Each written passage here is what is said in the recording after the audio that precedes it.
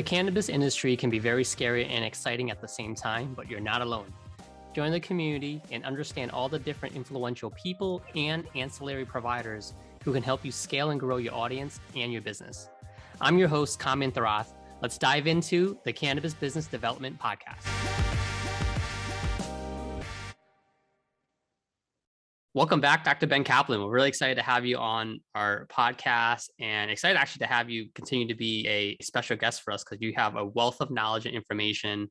You're making a huge impact in the industry here. And I think a lot of our listeners will get a lot of value of the insight and the correct information, not fake news information out there around cannabis. Thanks, Kham. Yeah, no, I appreciate it. It's a privilege to be here. And it's honestly a position of honor to learn from my patients and to be able to share that. So thank you. Yeah. So tell me, you and I have had multiple discussions about this. Let's tell listeners what type of content will they be hearing from you?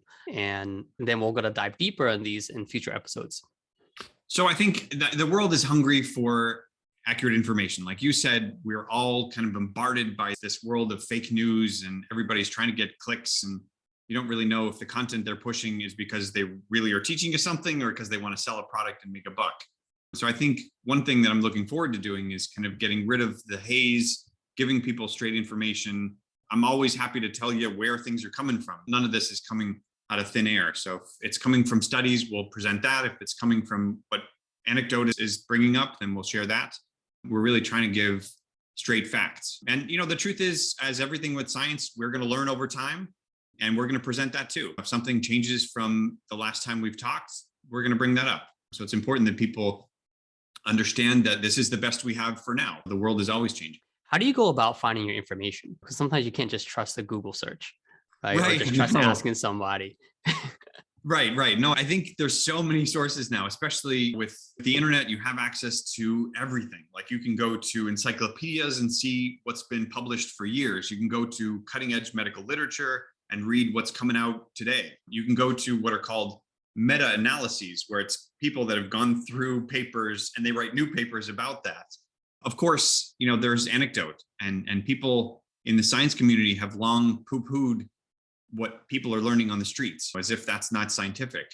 But the interesting thing about cannabis and the way it's so different from regular medicines is we don't know that much. We've been handicapped for almost 90 years from a bounty of formal studies. So what information is most plentiful actually is what people are learning at home. And the conversations people are having with their friends, the awkward conversations they're having with doctors, all that stuff is really juicy. And it's important for us to hear kind of what's bubbling up, what's common among people that they're finding helpful, what's common that they're finding not helpful. That's the sort of information I want the world to really hear and have. Kind of already start planting the seeds. So I'm a little intrigued. Like, what are these vulnerable or tough conversations that you're hearing in a setting as a doctor? I've been privileged to be in this sort of zone through an interesting transition. About 5 years ago, the conversation with doctors used to be just, you didn't have it. Like I would be consuming cannabis as a patient and I wouldn't talk about that with my doctor because they're going to judge me for it. They're going to tell me, no, you're on your way to cocaine and being a drug dealer yourself and criminal activity. That evolved into the doctor saying, just, I don't want to hear it. Okay, do whatever works for you. As long as it's not harmful, I don't want to deal with it. And actually today we're starting to hear doctors referring as a frontline. Hey, cannabis seems to be helping people with your condition. Maybe this is something you could explore before you try other medicines, which might have side effects and might have other kind of concerns. What do you feel is the main reason folks are just hesitant to really be open to cannabis? I think it's great, actually, that people are cautious and skeptical about cannabis. I think that's right. We have had a long history, 40, 50-year history of medicines that were randomized and controlled and studied rigorously with modern science. And cannabis, although it's been around for 15 to 20,000 years, this is, long history plant, it's not been subjected to the same rigors of normal pharmaceuticals. So people are a little bit cautious. I think that's great. I think when you approach something with skepticism, when you're not quite sure about it yet, that means you're careful, you're slow, you're methodical, you're really considering what could be working or might be harmful. I think that's the right way to be in terms of your health. We can't mess around when it comes to your health. If you do something that's damaging, when your health is on the line, you might not recover from that as easily. as some other subjects. So I think it's great that people are skeptical. Next step, once someone is skeptical and leery and being cautious with entering cannabis, the next step is to do it in an informed way. Make sure that as you proceed, you understand what you're doing, you understand what the alternatives are, you know what to expect, you know what to look out for. Being slow and methodical, this is the scientific way. You start off with a theory. I think cannabis might be helpful. I've heard it's helpful to other people. I'm not sure if it's going to be helpful for me. I've read that it might be. I've read that this condition that I'm dealing with is helped by cannabis, and then proceeding in a way that is slow and easy. Yeah, I feel like you go backwards, or you're trying to solve some type of ailment or condition. What do you feel is the most common or most popular that you're hearing from patients, and then cannabis is a solution for it? So it's a great question. There are a lot of things which cannabis seems to address. And first of all, that's confusing for a lot of people. What is it, good for everything? That seems a little bit like snake oil. The interesting thing is we're so used to medicines being like a laser precise sniper rifle at depression. This SSRI is intended to fix one receptor interaction, and that helps with depression. It doesn't help with growing tumors. It doesn't help with your hearing. It really just is narrowed on depression. Cannabis doesn't work that way. It's more of a broad spectrum, your whole body communication system that's being affected. So what that means is it actually touches a lot of different systems, and it seems to help a lot of different conditions. That seems strange to people. But what we're seeing as the top list of things that are helped by cannabis is basically categories of depression and anxiety. Cannabis seems to help with stress sorts of things. Sleep. Cannabis definitely impacts deepening of some stages of sleep. And that's a big one for our culture. Everybody's sleep deprived and underslept. And then pain. And pain is a big category. There's headache kinds of pain. There's migraine kinds of pain. There's menstrual cramping. There's back pain, but there's also injury pain. So pain covers a whole lot of different things, including arthritis, which unfortunately is a destiny for all of us humans that grow older. So between pain, anxiety, depression, and sleeplessness, we have most conditions that cannabis covers. And I know we're going to dive into those three topics a lot deeper in future episodes, but it's just good for listeners to hear who are new to the space versus those that are familiar with the space, to kind of hear these are the most common things, and probably asking themselves, oh, I didn't even know I could use it for sleep. I already thought it was just for pain. It's an interesting summary. As I'm hearing you sort of summarize these, it occurs to me that most of the time when someone approaches cannabis for pain, what they discover is, boy, I slept better. And because I had a good night's sleep, the next day was a little bit better. Even if it wasn't about the pain, I enjoy sleeping a little bit better. And similarly, when people, who have trouble sleeping, sleep better, oh, you know what? I'm feeling a little bit less anxious. And it's almost as if all of these systems are in the same body, and that one thing leads to another. And when you get less stress, you feel like in less pain. When you sleep better, you have less stress. All of these things are intertied. But you have to, it really depends on that physician to also understand and see all that, how these pieces all interconnect. Because to your point earlier, it's not just this sniper gun approach. It's a holistic consultation around how to use cannabis that's going to be the best fit for that person. Right. No, it's interesting. There are essentially 4 different ways that people get their information about cannabis these days. The bulk of people are getting it on their own. They're just kind of diving into the pond, hoping they swim, hoping they're doing well. So learning on your own is one way that people learn. The second way is through these med tenders, the bud tenders at stores who are usually experienced with cannabis, and they're kind of serving up the cannabis. So people will ask them questions just like we do a waiter or waitress at a store. Hey, what do you think is good for me to eat tonight? Same thing, people ask these bud tenders, what do you think I would find helpful? The third way is, as you were suggesting, medical guidance. And medical guidance usually comes from a nurse or a doctor, sometimes some other sources. There are a bunch of apps that are popping up these days that are helping in some respect to guide people electronically. But most of these guidance services come with knowledge, and who knows where their knowledge is coming from. So that's, of course, an area to be concerned about. But in general, it's not you teaching yourself. It's not someone who you happen to meet teaching you. It's a source of authority in some respect. And between each of these sources, I think people of different backgrounds, some people are interested in guidance, some people are just doing this to have more fun. People find a match, and that's really what's helping. And a lot of businesses are doing research and getting into the cannabis space because it's booming. And I think some people are in it for the right reasons, like yourself, helping people, and other people are in it for just making profits, which is okay. I think that we're a capitalist type of society. And offline, you and I chatted about like, where's the money? Where is it going? How do you see that? Yeah, I think the cannabis industry, when we look at some of the businesses through the pandemic, the cannabis industry is one of the only ones that stayed smooth and actually has been gaining territory, even despite all the shutdowns and closings. It's fascinating because there's a ton of money, and especially when the government is sort of worrying about the budget and where's all this new money going to come from for infrastructure changes. For one silly reason, they don't look at cannabis because it's making so much money. Actually, in my state of Massachusetts, cannabis made almost $500 million in tax revenue.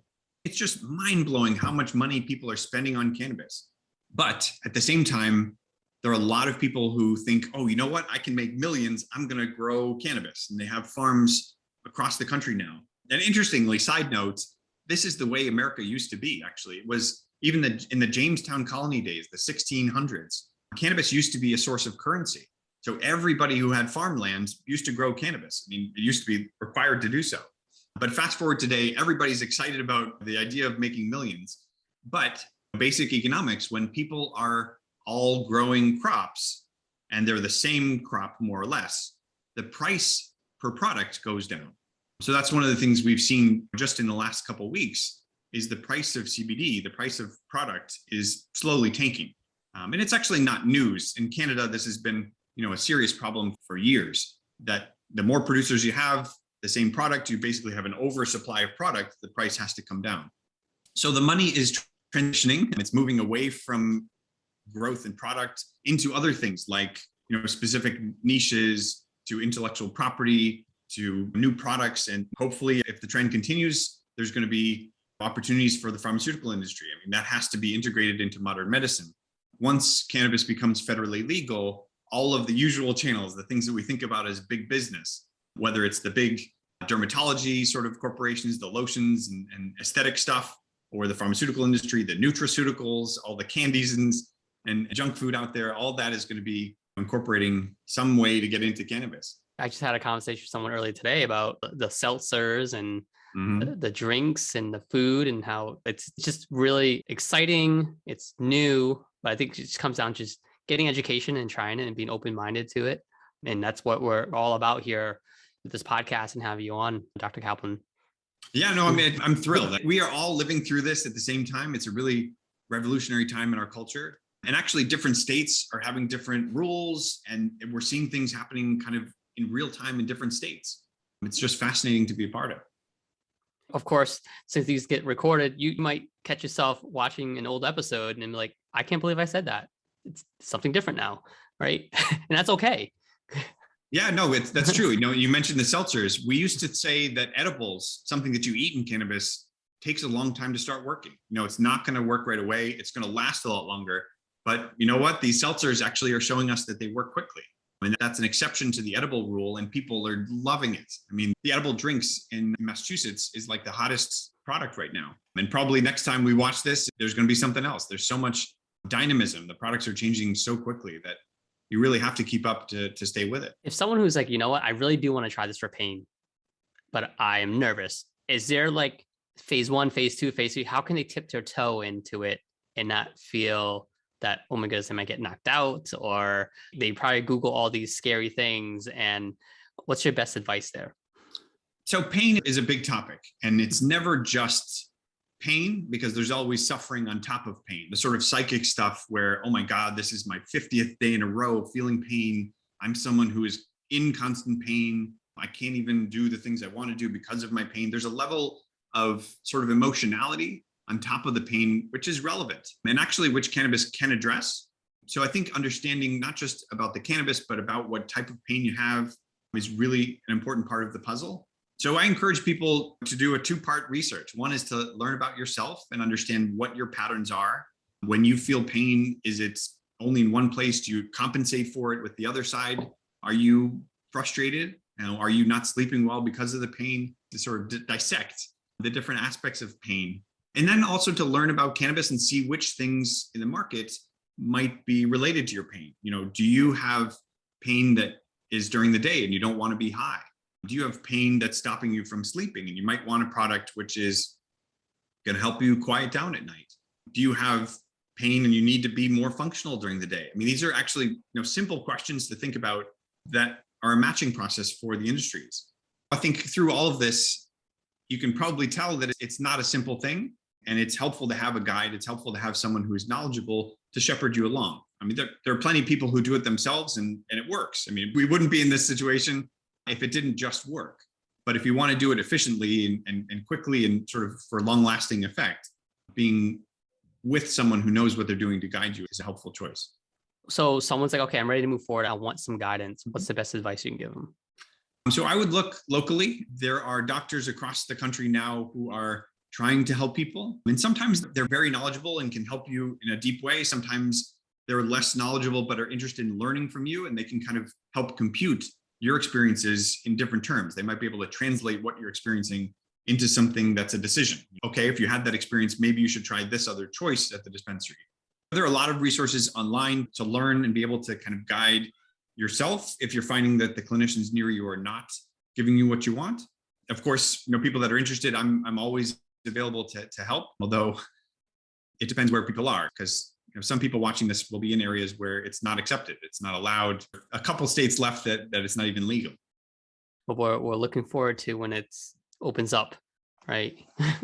Makes half and half actually come. And I'm not so thrilled. I'm not one of the rah-rah legalization kinds of doctors. I think it's great that it will be accepted, and I'm hoping that the insurance companies will open up access for people who can't afford cannabis that's expensive these days. But the track record of government regulating things is not necessarily clean. Like the government hasn't always done it right. And I actually like the state system of different states doing things a little bit differently. It's sort of a controlled experiment. And we're learning which states are doing it well. We're learning which states are not. We're learning what matters to people. I think if we have one overarching system that kind of controls everybody in the same way, we're not going to learn as much. No, you're right. I think it's always very similar to marketing and messaging. You got to look at your audience. You got to not just research it, you actually have to speak to them, right? So like go speak to the states. If the government is looking to do this, I'm sure they're speaking to the states that are doing it really well. And like, okay, how do we scale this? Taking the best from every state.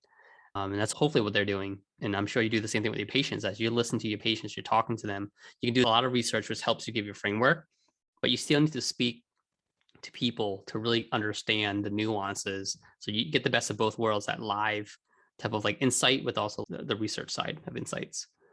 Yeah. No, I think it's interesting. You talk about marketing and in every domain, there are ways you can do things yourself. And there are also ways that you can ask for help. And we live in this internet culture where there's so much information out there that we all kind of think we can do it ourselves. Like it seems like, well, can't you just Google that? But I think being able to ask for expertise, ask for help, has become almost like a liability. Like I think people feel shy about asking for help. And this is a domain, because it's so new and so powerful, that people really should feel comfortable asking for help. And Google's tough. Like my wife was actually researching something. She was asking me, because as a marketing agency ourselves, we do SEO, search engine optimization. So that's really helping businesses rank for certain keywords.